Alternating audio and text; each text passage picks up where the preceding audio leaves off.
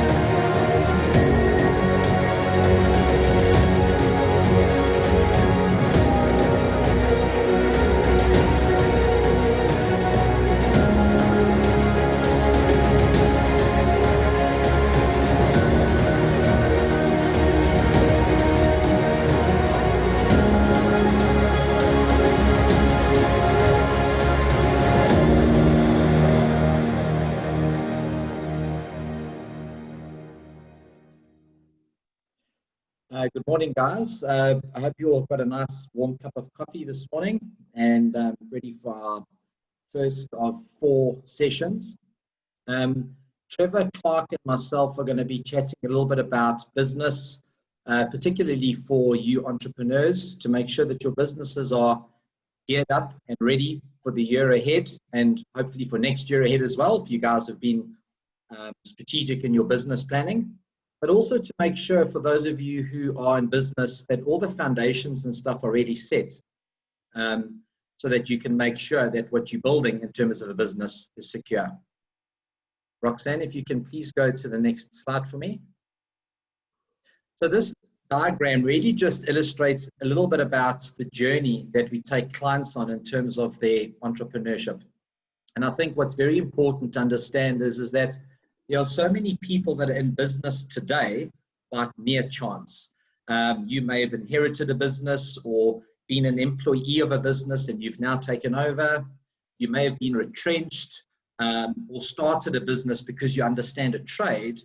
But most business people today don't necessarily understand real business. They just understand a craft. So what we've done as Quattro and with ActionCOACH is try and put together a program where you're able to literally plug your business in and almost go through a graduation process without learning all the bad mistakes yourself, but rather learning from others' mistakes so that you don't have to pay that price. I think what's very important, if you look at planning, a lot of people have got coaches and stuff in place, and they are a very, very important component in a business, be it a personal coach or a business coach. But what we have found is that people are building businesses, think of it like a house. They've got a house, and now they want to make it a double story or a triple story. They're building these businesses and adding on and adding on and adding on, but never ever looking at the structure and the foundations of the business to make sure that these things are actually rock solid and are in place. So when we look at the structural side of the business, we're looking at your statutory stuff, things like your memorandum of incorporation, to make sure it's been drafted properly. Your shareholders agreements, if you have more than one person involved as a business owner, to understand the conduct of the business and the conduct of the shareholders, and what directors' roles and responsibilities are, what shareholders' responsibilities are, voting rights, the funding of a business. If the business breaks up or the partnership becomes irreparable, how do you address these challenges? And this is where we fit in as Quattro. We come in from the grassroots level, even if you're already in business, and we start with your shareholders' agreements and your memorandum of incorporation, and we check to make sure that everything is consistent with what you need in order to build your business on. Then through our mentorship and our guidance, our business intelligence programs and accounting software that we're able to develop for you, customized for your business, you are able to grow this business and graduate to a point where you now have things like personal coaches and action coaches to come in, and they literally take your business from a 3 out of 10 to a 10 out of 10. But it's so important that you have all these components taken care of, not just going and building this massive empire and only finding out all the cracks and the structural defects when something goes wrong. Sorry, Rox, can you change to the next slide? Thank you. All right, so what we're going to be discussing today is just some business protection plans, the types of products you can use, things to look out for, and then the implementation of the correct structure. And then we're going to be handing over straight through to Trevor. So what we do as financial advisors, really, if you understand proper financial planning, if you're a business owner, your business generally would form the foundation of your financial plan. And then personal insurances and stuff just top up the difference. So just to give you an example of what I'm speaking about, if you've got a business that is worth 3 million rand, just as an example, and on your death, there is an ability to mobilize the plan. In other words, the business gets sold, and the 3 million rand assets now becomes cash in your estate. That money is now left for your spouse or your children or your financial dependents as the foundation of your plan to live off. Once you've done your financial plan with your advisor, you might find that you actually need 10 million rand in terms of a bequest for your spouse to continue the life that they're accustomed to. The 3 million will be the foundation. You'd then be short 7 million, and your personal financial plan would then be the 7 million top up. As your business grows in value and you get to 5 million in terms of the value, you're now only short 5 million. So your personal financial plan would reduce from 7 million to 5 million. When your business grows to 8 million, your personal plan will then reduce to 2 million. And eventually, hopefully, you've saved up enough wealth of your own and accumulated enough assets of your own that you no longer require personal insurance policies anymore. And all that money that you were spending on these insurance policies would then be redirected towards investment to grow your wealth even further. So it actually builds up your wealth a hell of a lot quicker by doing this regularly and having regular updates with your financial plan. Roxanne, can we get the next slide, please? What we're going to be discussing today is, the first one is buy and sell, or business continuity planning. And then the second topic we're going to discuss is contingent liability, which is probably the biggest hole in people's portfolios. They just sometimes don't understand how these things work and how to mitigate themselves from any risks associated with them. So with continuity planning, we refer to it as buy and sell. Buy and sell is really an agreement between business partners, shareholders, or members of a CC. It's an agreement that deals with the shares or members' interests in the event of a death or a disability. Now, a lot of people that we consult with, when we first engage, they say, don't worry, I've already got this, it's sorted, I've done a buy and sell. And in the discussion, what we find is that they have an insurance policy that the advisor has sold them. And how it would work generally is that I've got a business partner, let's call him Brett, and on Brett's death, I need to buy his shares, and I've decided to use an insurance policy to finance the transaction. So I would take a policy out on Brett's life, and then Brett would insure me, and he would take a policy out on my life. Now, those policies is not buy and sell. Those policies are financing vehicles for the buy and sell. The buy and sell is the actual agreement that says, when I die, what happens to my shares? It compels my estate to sell the shares that I own, and it compels my partner to buy the shares.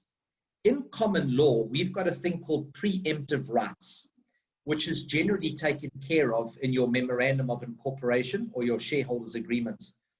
Now, preemptive rights, what it means is that if my shares come up for sale, I have to offer those shares to my existing shareholders in proportion to their current shareholding. So if I've got 3 other shareholders, those 3 shareholders would have first right of refusal, for want of a better word, the first option to buy the shares. That's what a preemptive right is. But what a preemptive right doesn't do, it doesn't compel them to buy the share. So what would happen is, in the event of my death, Brett's got a policy on my life. We haven't got this buy and sell agreement in place.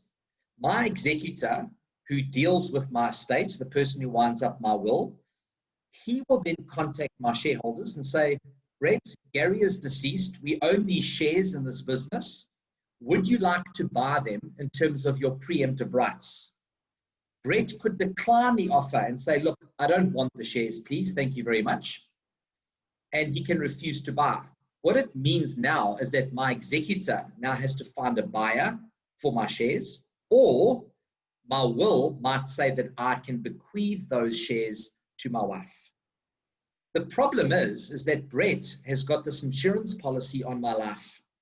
And when I died, the insurance company paid him out, let's call it 10 million Rand, for the purchase of my shares. So my partner has got 10 million Rand in after-tax cash given to him by the insurer, but no compulsion to give that 10 million to my family.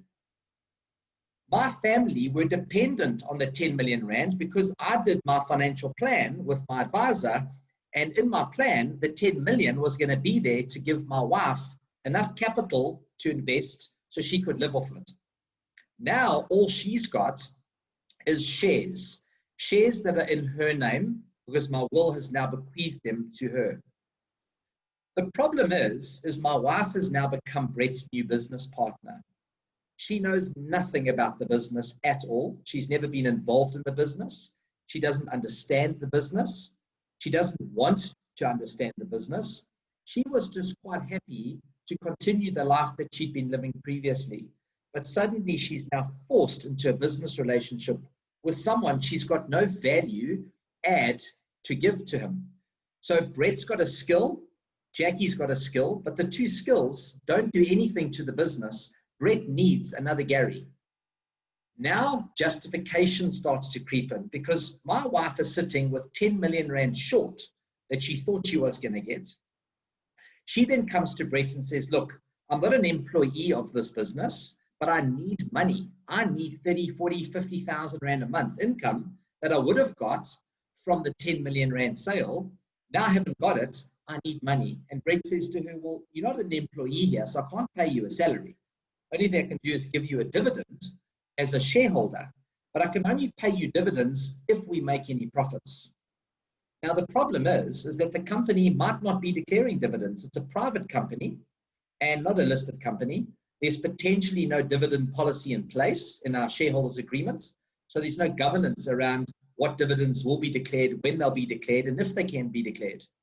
So my wife is literally held to ransom now in the hope that a dividend gets declared. At the end of the year, fortuitously, the company's made a profit and Brett pays 50% of the dividend to my wife and he takes 50%. And suddenly he starts to think about it and go, you know what, I'm doing all the work here. I'm taking on my roles and responsibilities, Gary's responsibilities he used to have, and I'm giving half the profits away every single year. It's not really fair. So I want a salary increase. So he approaches Jackie and says, look, I'm doubling my salary because I'm doing twice the amount of work and it's not fair. Jackie then says, hold the boat. If you draw more salary, it means there's less profits. And if there's less profits, there's less dividend. I need the dividend. You can't draw more salary. Now suddenly we're into a dividend versus salary debate. And Jackie can't just step into the business and start demanding a salary because she's not skilled in that business. So it creates a very, very hostile environment if it's not governed properly. So if you've got a policy on your business partner's life, but you don't have a buy and sell agreement, then you don't have buy and sell. You have to have the agreement.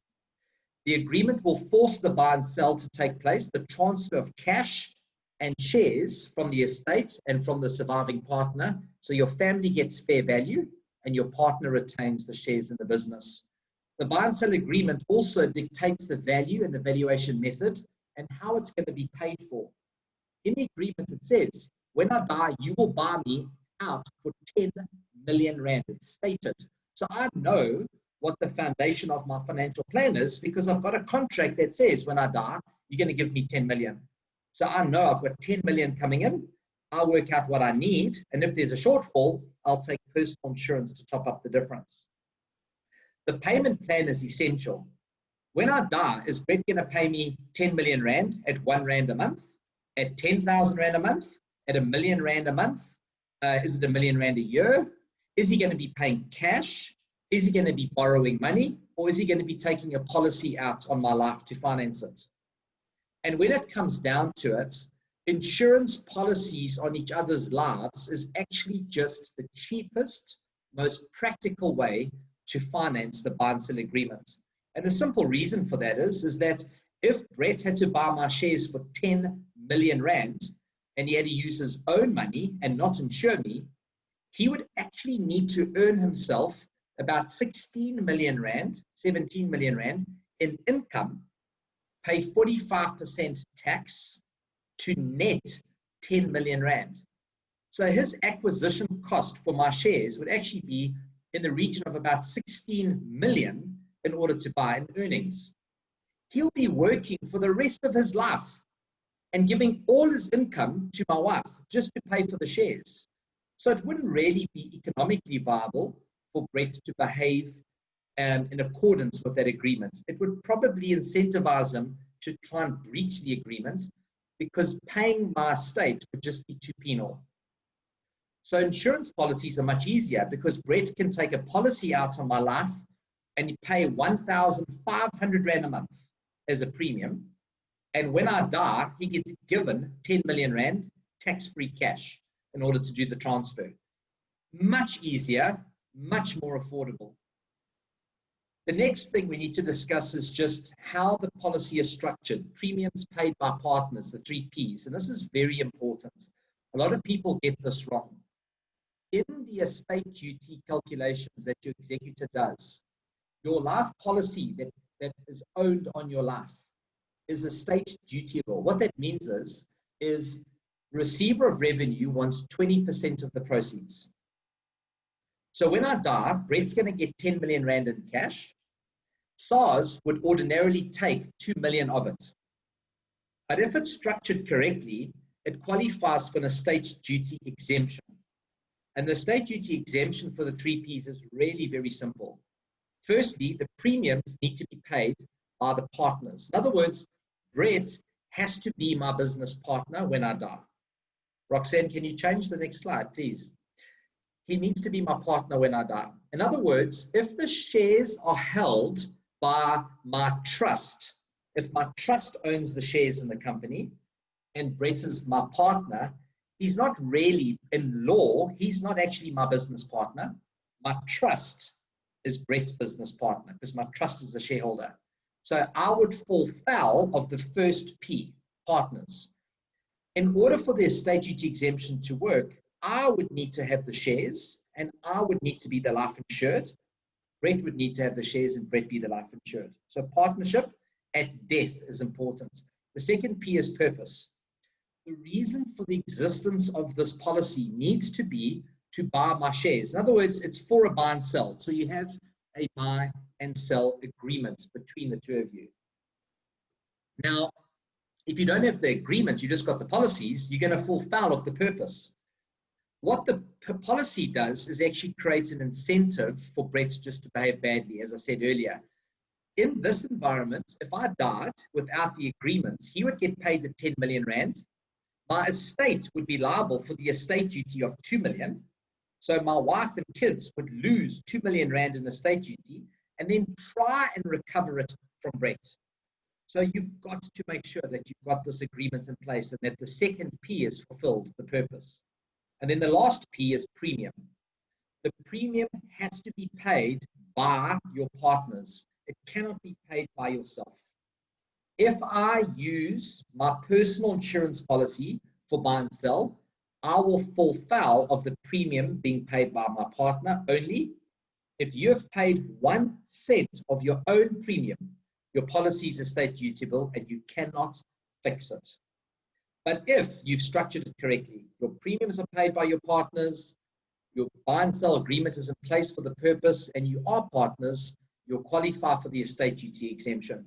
Now, this is something that you need to interrogate. Even if you've got a buy and sell, and you've got a buy and sell agreement, you need to get it reviewed to make sure that it's actually been done in accordance with the exemption provisions. And if there are any transgressions, we need to intervene and try and remedy it as fast as possible. So the things to look out for with buy and sell. Firstly, make sure you've got a memorandum of incorporation that is drafted specifically for your business relationship. The second thing with a memorandum of incorporation is make sure that you have taken into account preemptive rights. In the new MORs that we see today, most people go for the most cost-effective way of getting an MOR. So you phone your accountant or your lawyer and you say, listen, I need a vanilla MOR. I don't want to pay lots of money. Just give me one. That MOR might mention preemptive rights, but it only applies to your business if you issue new shares. The preemptive rights applies to the issuing of the new shares, not the shares that are already in issue. You would need to alter your memorandum of incorporation to include issued shares as well as the issuing of the new shares. Another very important thing, the memorandum of incorporation in terms of the Companies Act takes precedence to any shareholders agreements that you draft. So you need to make sure that your memorandum does not contradict anything in your buy and sell agreement or your shareholders agreements, because if it does, the memorandum of incorporation will take precedence. And this is where we see lots of problems coming up. We've just dealt with a client now, we're dealing with a client now who died and they were thought that they were in a 50-50 partnership. But when we actually got all the details, we found out that they actually have no shares. They've been acting and working as though they're 50-50, but the one shareholder actually owned all the shares. Another case we've been working on recently where the shareholders, the one shareholder had ordinary shares, the other one had preference shares. But when you look at the memorandum of incorporation, there's no mention of preference shares. It only talks about ordinary shares. The ordinary shares have got the ones with voting rights. And it actually goes on to say that no other class of share has been issued or will be issued. So you've got a person who's got shares that actually don't exist. So it's very, very important to please get consultation around your memorandum and your shareholders agreements. Be careful what benefits are on your buy and sell policies if you've got them. Watch your disability definitions. A lot of agreements we see, terminology that they use, or the definitions that they use in the agreement for disability, differs from the definitions in the insurance policy that finance the transaction. So in layman's terms, your agreement might call for you to buy the shares or sell shares on disability in terms of a definition, but the policy definition, because it's different, might not pay the money. So you could be in a situation where you get disabled, your partner is compelled to buy you out, but the policy that funds the transaction doesn't kick in, and suddenly he can't pay. You don't get your money, you're disabled, and you're a shareholder, and you don't have any ability to run your business. He is compelled to buy you for 10 million bucks, which is going to cost him 16 million rands worth of pre-tax income, and he hasn't got the money to do it because the policy didn't pay. You've got to make sure the definitions are actually consistent with each other in the funding product as well as in your agreement. Check about terminal illness. If you're diagnosed to die within 12 months, you get that dreaded phone call from the doctor. I'm sorry, Bob, but the test results have come back and it's terminal. You've got 12 months to live. If you ever faced with that situation, be it on your life or your shareholder's life, your insurance policy's life cover actually pays out. Now, can you imagine being diagnosed terminally ill, the policy pays out to your partner, but your partner's got no compulsion to use the money to buy your shares because you're not dead yet. You die young, but you're not dead, and you're not disabled. They've got 10 million rands worth of starting capital to open up another business next door, pinch the clients, steal the staff, wind the business that you're in down to nothing, and they've got a 2 million rand capex to spend on their new business and 8 million rands worth of change, and you sitting with a defunct business whilst you're dying, and it's just getting eroded over time, and you're too sick to intervene. Guys, this happens. We see this many, many, many times. Please do not take this lightly. It really happens. That story, money make funny, I cannot tell you how true it is. I pray that your business partners don't ever do that, but the reality is justification sometimes alters people's brain waves and they start to think a little bit creatively and a bit differently, and justification starts to creep in and they feel that it's justified that they're doing what they're doing. And you can never argue with that. Repudiations of claims due to non-disclosure. We've come across these before as well, where your business partner forgot to tell the medical practitioners when he did his medical for the insurance that he had cancer 3 years ago. He dies 2 years later, and the insurer declines the claim because of non-disclosure, and suddenly your agreement that you've got, your buy and sell, is a legal agreement, compels you to buy, but the policy is not paying. Very penal for you. So you've got to make sure that you are protected from that. The expiration of benefits as well. People get to 65, the disability cover expires at 65, and you're still in business and your partner gets disabled from a car crash at 66. What happens?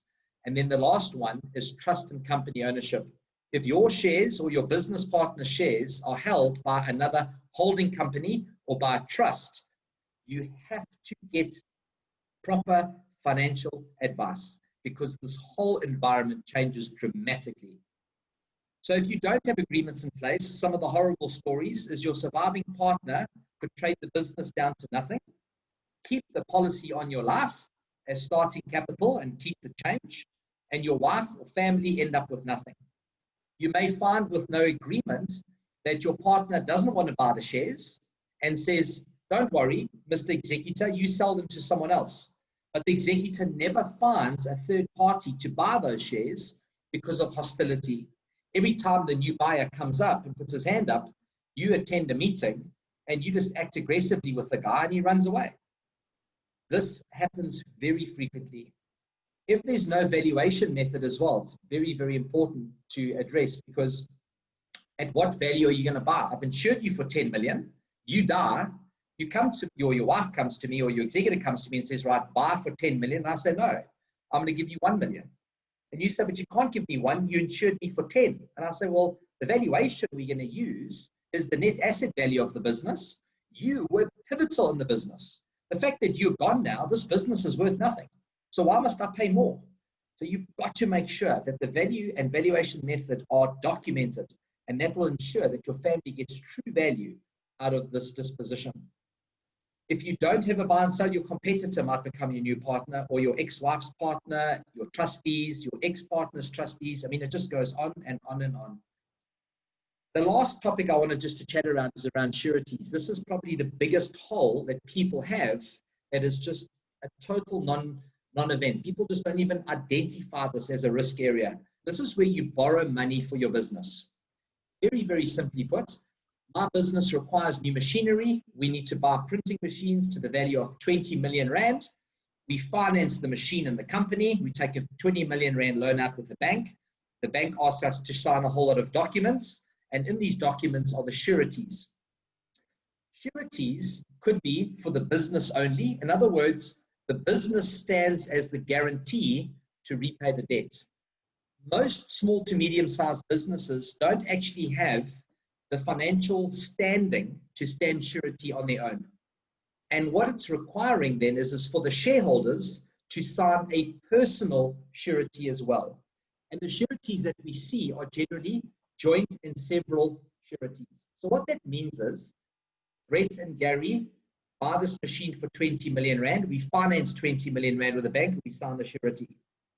In the event of my death, the bank can go to my estate for 20 million rand, or they can go to the company for 20 million, or they can go to Brett for 20 million, because we have signed jointly and severally for 20 million each. There's no limit. It's 20 million joint and several. The other way of structuring a surety is to say, look, Brett's a 50% shareholder and I'm a 50% shareholder. So the company will sign for the 20 million, but I will sign personal surety for 10 of the 20, and Brett will sign for 10 of the 20. That's called a joint and several surety, but it's limited to our shareholding, 50-50, 10 million each. When I die, the bank can come to my estate, Brett, or the business in order to redeem that money. And the reason why the bank can come and do this is when you read your documentation, you'll find more often than not that the excussion clause has been waived. And what that means is that the bank do not have to follow the normal route of debt redemption, where they go to the company for the money. They are allowed to go to the place where the cash is lying, the easiest place to mitigate their risk, which is the deceased estate, because all the insurance policies have paid, there's a whole lot of cash in there. They just go, take the 10 million out your estate, settle the company debt. Now it's up to your estate to try and recover that money from the business or from your partner. And your estate hasn't got a surety between your company and your partner, so you don't have a leg to stand on. All you can do is ask. And if it's denied, all you can do is go civil and try and sue. And that takes years. But in the meantime, your family is destitute. Your estate is potentially insolvent because of this liability that has been settled for the business that you've just sold to your partner. I died.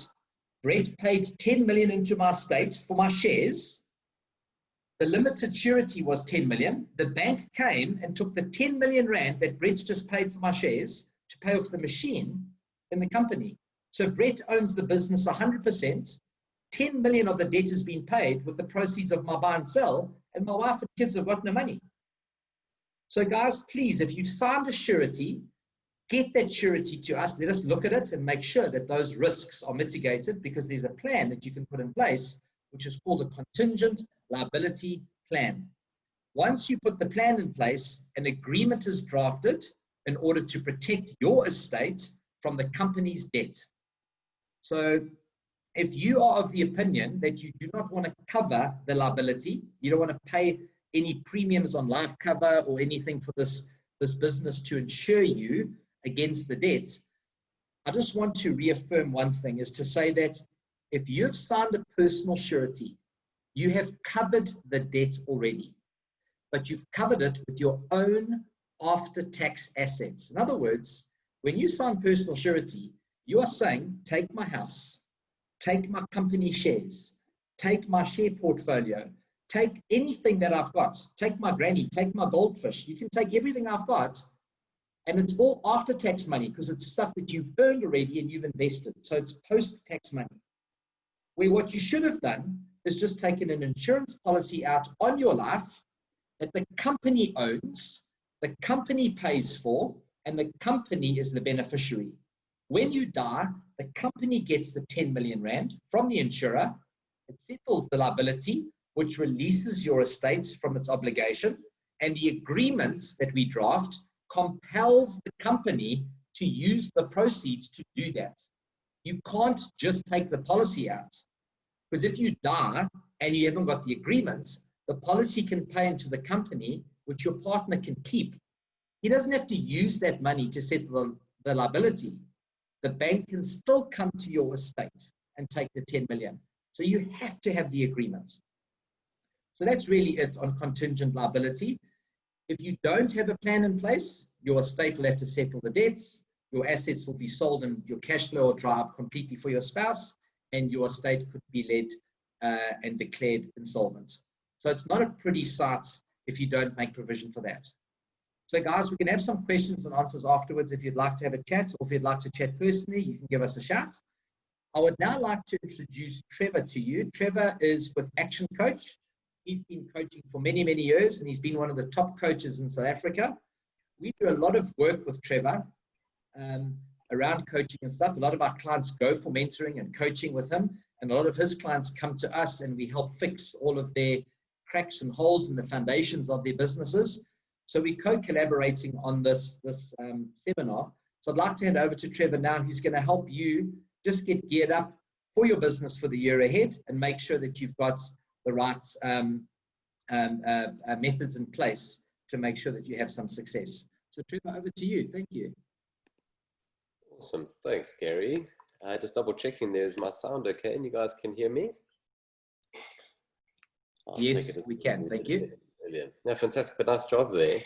And exactly that. So for those of you that I've met before, good to have you on the call, and others, yeah, my name's Trevor Clark. I have a business called ActionCOACH Business Coaching, and we do exactly that, mentor and coach business owners, entrepreneurs, helping them build more profitable businesses. But importantly, one of the key things that we do a lot is, yes, you could have a profitable business, and more importantly, most of us want a business that works without us, because what we see out there in the market is a lot of people own a business, but in reality, they own a job.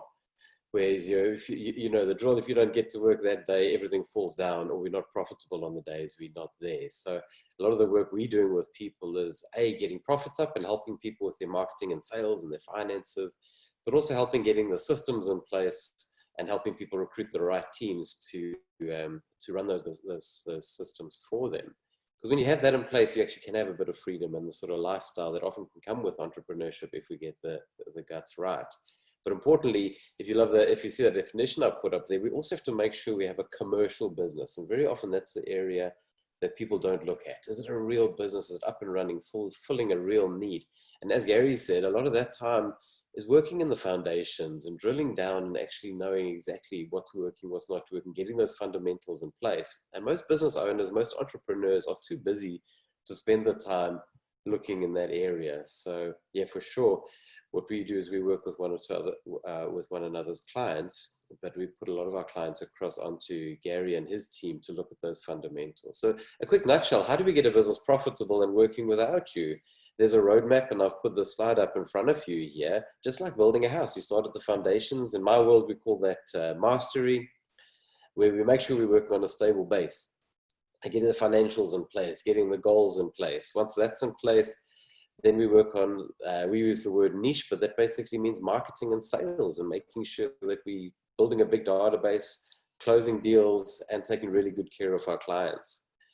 The next step is once we're profitable, we want to work on our systems inside the business and making sure we leverage to get us some proper organization charts and job descriptions, how-to manuals, really getting all those things out. And usually all the systems in a business are in the owner's head. We need to get those out of the owner's head and get it into paper, systematized to a level that the team can run with those together. When we have the systems, we bring in the team and do a lot of recruiting the right people and getting more out of the existing people. And if you see the top levels there, synergy and results. Synergy is a level a business gets to where the owner doesn't have to be there 24/7. When you start having that luxury of only working mornings or taking the odd couple of days off here and there, or possibly to that point where you can even hire a general manager or an operations manager to work on that for you. But I really just want to drill down just for 5 minutes quickly as we're getting this series going, just on a key area on the foundation side. We're going to go in as Gary mentioned, we're going to be doing a couple of talks like this and building this as a series. So we're going to be sharing other good content with you guys that you can look at, things to consider inside your business. We'll be looking at marketing. We'll be looking at some ideas. I'll be giving you a roadmap on how to systematize your business a lot better. But like anything, the more time you spend on the foundations, the easier your work is further down the line. So for sure, the mastery area that I really want to drill down, and just for your interest, there's such an important level of the foundations. My business that I actually own is called Business Mastery Pty Limited, because it's such an important area not to lose focus on. Getting the goals in place, looking at these things that Gary's covering with you guys. And Gary, I think, only touched a small number of the things that need to be looked at behind the scenes on the strength of the business. One of the things I just wanted to talk about is the area of mental mastery or mindset mastery, because it's often an area overlooked. We're so busy looking at new marketing strategies and new technical strategies and products and R&D and efficiency. But often people aren't taking the time just to kind of consider where they at in the business. As the business owner or owners, are you building that mental resilience inside the business? But also you're looking at the stuff for your teams. In Q&A separately, Gary, you might be able to share with the guys when we have a few minutes to wrap up some of the stuff you were sharing with me around the insurance industry and the amount of claims around for sort of mental health, that kind of thing, because people are under a lot of stress. At the best of times, business can be stressful, but then we add in COVID and lockdown and all the additional stress that's happening with business owners, with their teams, that there's a lot of additional issues there. So what are those things that you can do to take stock of your own level in terms of mindset, mental health? So if you don't mind, Roxanne, do you mind just putting up that poll for us? I'd just like to think about it. Now, some of you might be boxing fans, some of you might not. Roxanne will be putting a little multiple choice poll up on your screens. And if you don't mind, just answer the question there. I've just taken this poll, not on active fighters at the moment. So some of you might be boxing fans, some might not. Some might have a rough idea of some of the characters in the boxing world. But if you don't mind, just answer those questions quickly. Who is the greatest fighter in recent times in terms of non-active? And I'd just like to give you maybe take 10 or 20 seconds. Some people might have the poll, might not. But just quickly put in your answers there, because I want to very quickly just see what the response is. So I'm going to give you 5 or 10 seconds quickly, or let's make it another 5 seconds. Click on that poll. And Roxanne, if you don't mind, let's see how many answers we got so far and feed that back. Yeah, there we go. So we had 21% of the votes for Rocky Marciano. We had 7% of the votes for George Foreman, 71% for Muhammad Ali, and Shane Paul. Joe Lewis got 0 votes. Okay, great. Thanks for that. I'm going to close that off. So 71% voted for Muhammad Ali. And have a look at my next slide here. You'll realize that I'm a bit of a mind reader. How did I know that 71% of our delegates would vote for Muhammad Ali? And you see, I use that word, the greatest. Who was the greatest fighter? Now, Muhammad Ali owns that phrase. He used to call himself the greatest. He'd have journalists call himself the greatest. And we've all been programmed to believe that Muhammad Ali is the greatest fighter out there. And I think what's so important is that Muhammad Ali actually programmed himself to believe that he was the greatest fighter out there. Now, obviously, statistics can be used in many different ways. And everybody will interpret statistics in according generally to their own beliefs. We all have a certain belief, and we'll find the statistics that support our own belief. But if we look at the stats, and obviously there's a lot, so I've just chosen a couple of shortlists here. But if you look at ESPN globally, didn't even put Ali in the top 10 hardest hitters. George Foreman, a lot more career wins than Ali, and incredibly a lot more knockouts than Ali. Whereas Ali had 56 wins, Joe Lewis had 66 career wins, and that was out of only 69 fights. Rocky Marciano, I mean, that was never done before. The only person to end a career with a 100% perfect record, never lost a single fight. Out of interest, one of my colleagues in the UK actually shared these, in the States actually shared these, this idea with us just recently, and we dug down on it a little bit further. A lot of people always came up with Mike Tyson, saying, why is Mike Tyson not in the questions? I took Mike out of it deliberately because Mike is actually making a comeback at the moment. And he's actually got a fight coming up in September of this year. But look at that, 50 wins out of 58 fights. So just this, and I've just taken a handful of stats here to show you guys. These stats would argue that Muhammad Ali might not actually be the greatest boxer in our times. Now, we all have our fans. But isn't that interesting that most of us believed that he was the greatest? And you can spend a bit of time on this, and just Muhammad Ali is an amazing example of mental toughness and actually programming your mind a lot more than you condition your body. Because yes, we've got to be in the gym and we've got to do the work, but if we're not mentally strong and believing we can do and achieve the goals, we're going to be dead in the water. So this is something that we need to work on together, as well as our teams, is do we truly believe our what we can achieve? Now, some of you might, so a lot of people would say, well, how do I achieve mental toughness? Because as we grow ourselves in our business, yes, we want results. And for me, some of you might have come across this before. We call it the identity iceberg. As human beings, all of us, we're this iceberg. When we interact with one another, we only see what's above the surface. Just like an iceberg, there's a lot more below the surface. So when you're interacting with another person, you don't know what's happening in the back of their mind. What is governing our behavior? So we want to improve our behavior in order to get better results, but the behavior is what we witness, the actions we take, the decisions we make. To really get great results, we need to work below the surface. So for sure, the first thing is skills. If we want better results, we've got to work on skills. We've got to do more courses, read more books, work with a coach, a mentor, get back into college. There's a lot, and there's so much skill work that we can do in business at the moment, online courses and programs that we can do. And to take it back to the boxing analogy, skills is doing the work. That's getting in the ring and training and training and training and training. But training will only get us so far. Values are a huge driver of belief, of behavior. And you'll often understand somebody's values by their behavior, because our behavior is driven by that. So that's why it's important to, if you haven't yet, have you documented your company value sets? What are your company values? Because obviously our team come from all sorts of different backgrounds, might have different personal values, but it's an important one to document, to say, under this roof, this is the behavior that's acceptable or not acceptable. Beliefs is what we've been talking about here. Now, beliefs are a tough one to work on, because our beliefs are pre-programmed in us from a very young age. How many people, I mean, I've been working with clients over the years that have had teachers at a young age saying, oh, you better get yourself a trade because you'll never understand accounting, or you'll never own a business because you're X. And we've had teachers or grandparents or significant elders in our lives programming these beliefs in us. And these are beliefs that people carry right through to adulthood. So please remember that your brain is a machine. Your brain doesn't know what's right. Your brain doesn't know what's wrong. Your brain only knows what you feed it. So think of Muhammad Ali as an example. All the time, I am the greatest, I'm the greatest. You've never seen anybody as great as me. And obviously, you watch out for where you get borderline arrogant, but you can see the results of what happened there. And it might not be the greatest. It's what do you believe about your business? What do you believe about what your business can become over time? So do you have a very clear picture of what that business is going to look like if you do the work? Identity, again, another key driver of us. I am. How do people see themselves? What is that? What is the sign you have on your office door or on your business card? Or what are those things that we say to ourselves? I mean, people all the time will tell me, I'm bad at maths, or I'm bad at remembering numbers, I'm bad at remembering names. People keep telling themselves those things. That frames their identity, and they see themselves as somebody that's bad at numbers.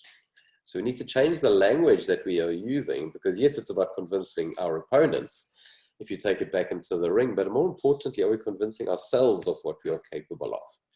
So it's an important time now more than ever to be really focusing on this stuff. We'll get into all the technical side of business a little bit later, but also importantly, our environment is a huge, huge driver of our behavior. Who are you surrounding yourself with? The people that you sit with at work, the people that you associate with on your weekends and the evenings. Is it positive people that believe in you and believe in your cause? Or are you surrounding yourself with people that are pulling you down? And that's a key thing to say, what is it? If you really want those results, we need to be taking a good hard look at all these things below the surface and saying, what can we do about each of those? And then I was digging in Google and I found this amazing quote, a lovely young photograph of a young Cassius Clay back in the day. I'm the greatest, and I've been saying that long before I actually knew I was the greatest, long before I came the greatest. That programming of beliefs has to start early, and if you don't work on this stuff in your own mind and that with your teams, today's the day to start working on this stuff if we really want to achieve, really want to build a great business. So I just wanted to share this with you very briefly, and then I'll wrap up and hand us over to Q&A. Your belief is your greatest power. Use it, change it, develop it, harness it. What you believe about yourself determines who you become. Do you believe you'll soon succeed and achieve? Do you believe you can add massive value to yourself, to your business, to your marketplace? Do you believe in win-win? Do you believe you will fulfill your potential? Do you believe in yourself, your actions, your decisions, your behaviors? What you believe determines what you become. You're in charge of what you believe. Your beliefs can break you or they can make you. Your beliefs determine the rest of your life. Your beliefs today will affect tomorrow, your income, your success, your health, what you do, and what you attract. You have to expect things of yourself before you can do them. Henry Ford, whether you think you can or you think you can't, you're right. Good or bad, your beliefs will shape your future. Be strong and be shaped by a vision of your future self. See it, feel it, and believe it. You're in charge of the greatest force you have, your beliefs. You get to choose them. You get to empower them. You get to feel them. When is now your time? It's much easier to stay average and have average beliefs, much easier than stepping out of your comfort zone. It's much easier to stay average than it is to push through your challenges. It's easier to stay average than face the pain of discipline, face the pain of going for it, face the pain of courage. Yet, it's much harder to live with being average than pushing forwards to becoming the very best you can be.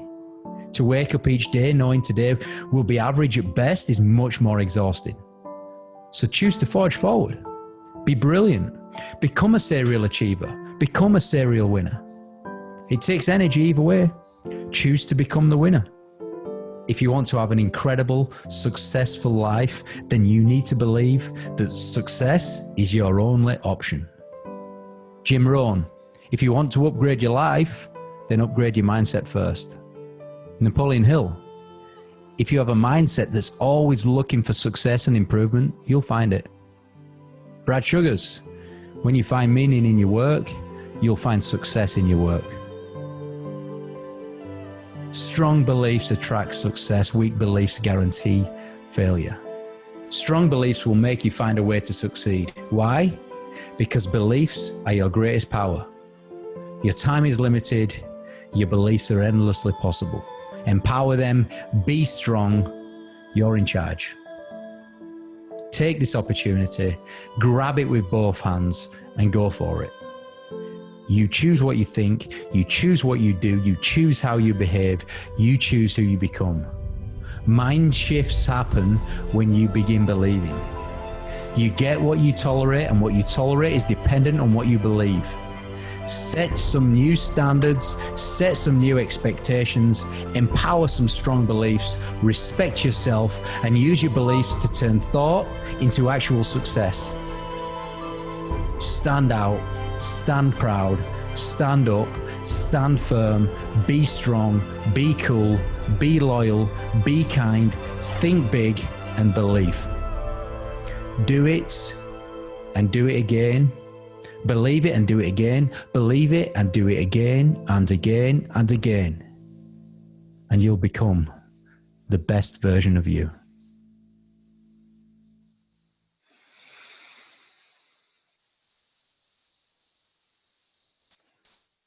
So I thought that would be useful. I know it's resonates a lot with me when I was still looking a lot at this stuff. And yeah, as we're going to go forward in the series, we're going to be working on a number of different areas in the business as we grow a better business here. We'll be looking at marketing, sales, systems, all those things, but we can look at these foundations give me a shout. I can help you with that sort of stuff, because there's a lot of tools that we use with businesses in that space. But the other key area, obviously, on the foundations is getting Gary and the team to look at the technical and contractual foundations inside the business.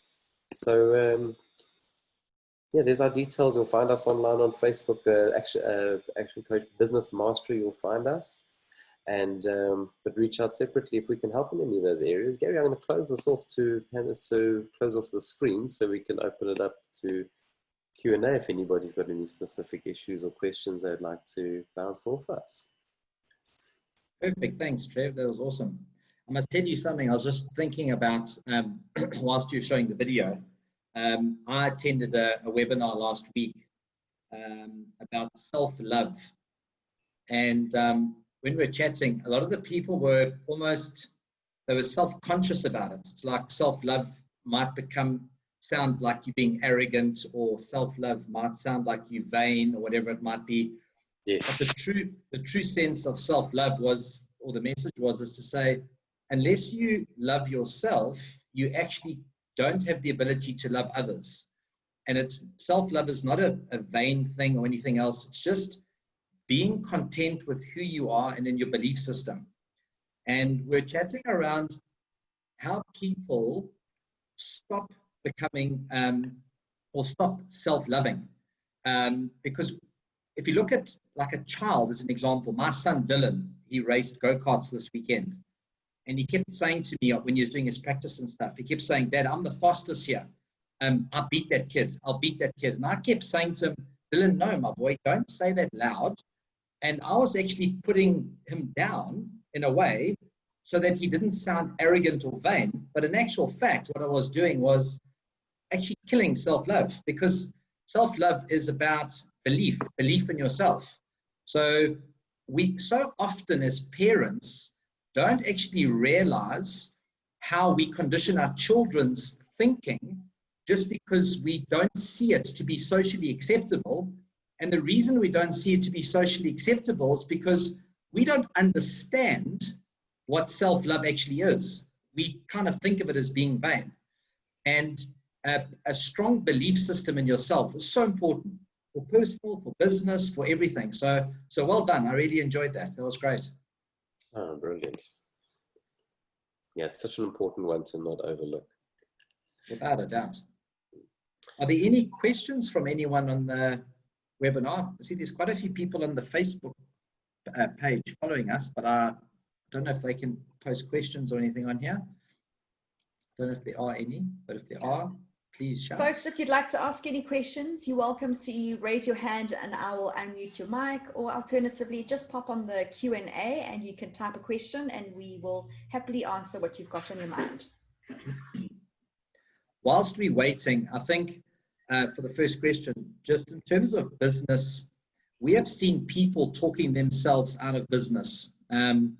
This social conditioning of I need to talk to someone. So what's the first thing we're going to talk about? Well, let's talk about COVID, because that's the most common thing, which has been driving, I think, everybody insane now.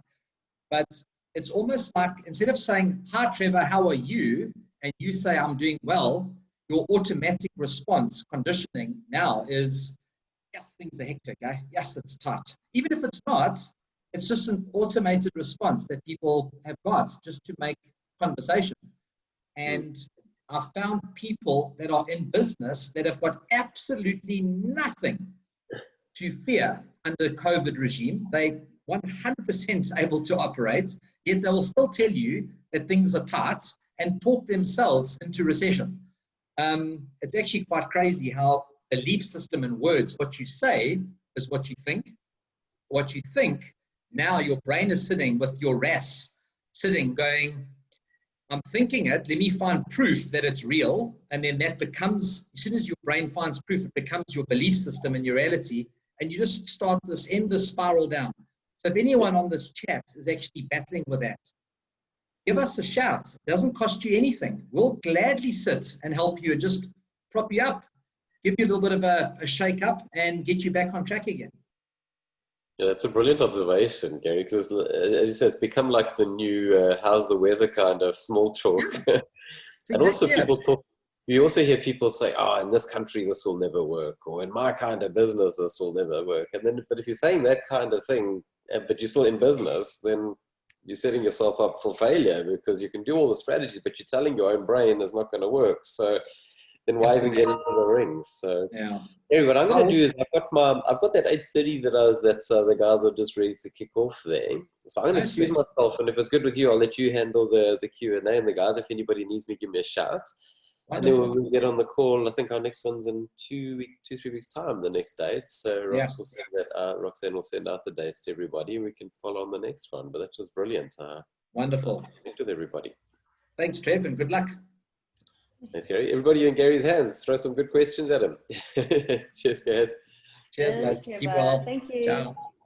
Folks, just to let you know, at the end of this, you will be receiving an email which has the link to register for part 2 of the series, which will take place in 2 weeks' time. So we look forward to seeing you. And yes, if you've got any questions, please pop them through. I think we're all good there, Rox. Perfect, yes. So folks, when you receive that email, you're welcome to reply. Oh, there we go. We've got a question from Gregory. Thanks, Gary and Trevor, for your sharing. My biggest challenge in business is cold calling and reaching out to a new client. I'd like to hear your thoughts on this topic. Cool, thanks, Gregory. Look, cold calling is a challenge. I don't know what type of industry you're in, but ideally, cold calling is something that you want to try and avoid. The main reason is that everybody's cold calling everybody nowadays. Call centers drive most people to drink.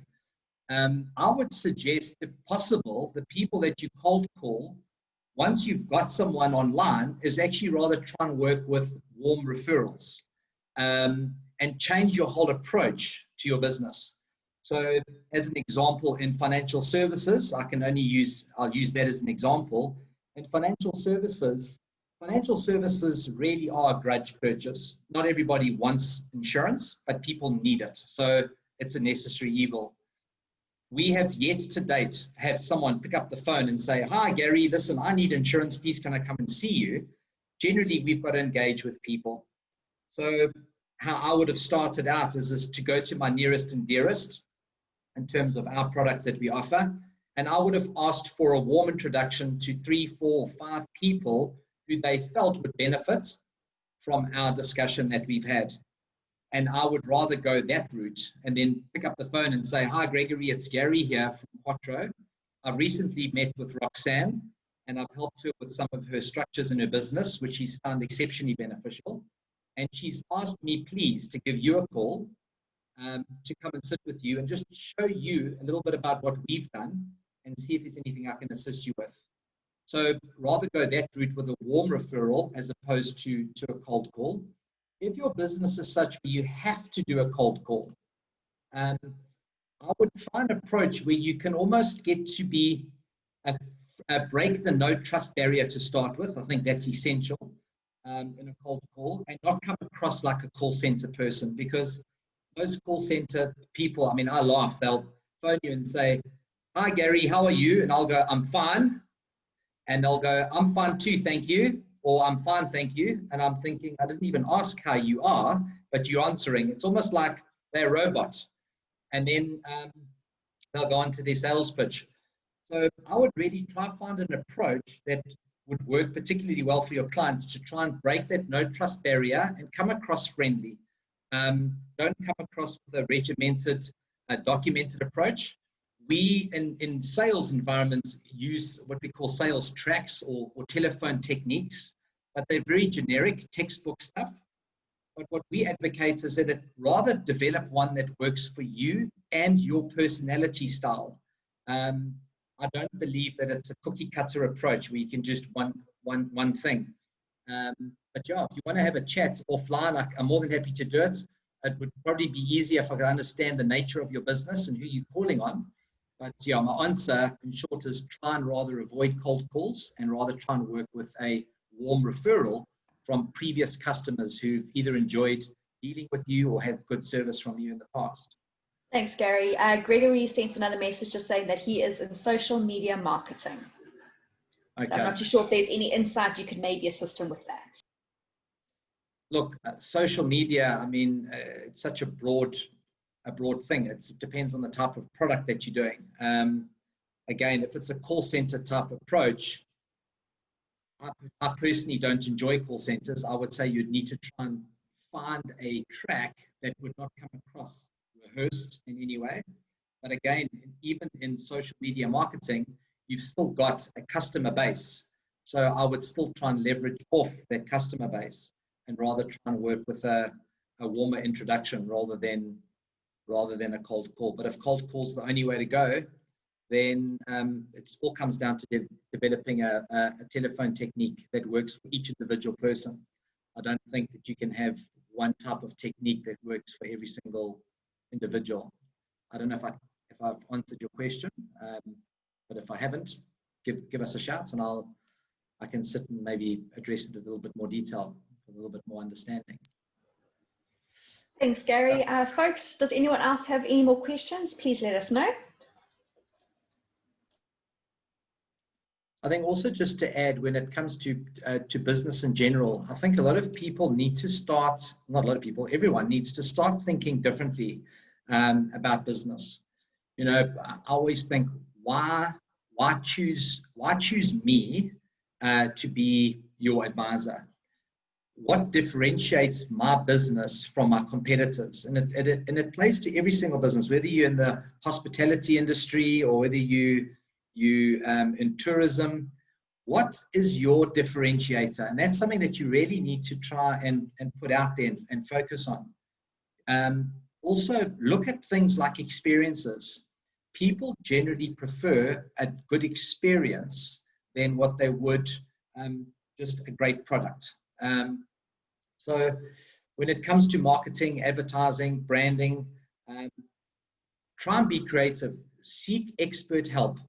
I always look at very successful entrepreneurs, and I always look at what makes them different, what makes them stand out, because most business people aren't necessarily the smartest people in the room.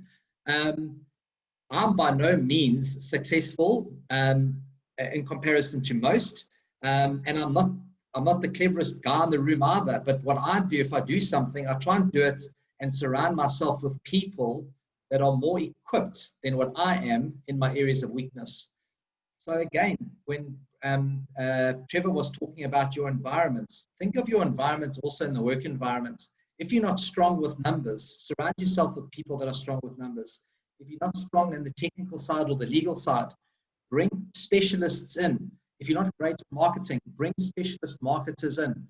But collaborate with people and collaborate with your teams. The amount of knowledge that is in your businesses already with your staff, they know your business more than you would ever know your business, because they've got different facets of it. Bring them in and co-collaborate and reinvent yourselves. Make yourself stand out amongst the crowd. I really believe that the time is now for people to differentiate themselves from their competitors.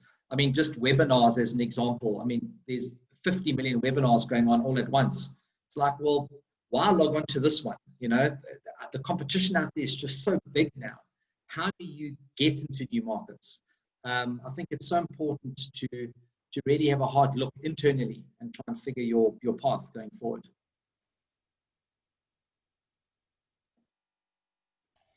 Thanks, Gary. We haven't had any additional questions pop up on there. I think let's leave it at that for today. Lovely. Folks, please join us for part 2. If you have any questions, the email you will be receiving will detail an email address that you're welcome to send us anything you need some assistance on. But we look forward to seeing you in 2 weeks. Perfect. Thanks, Roxanne. Keep Thanks, well, guys. everyone. Thanks for joining us. Have a good day. Have a good week. Cheers. Cheers. Bye.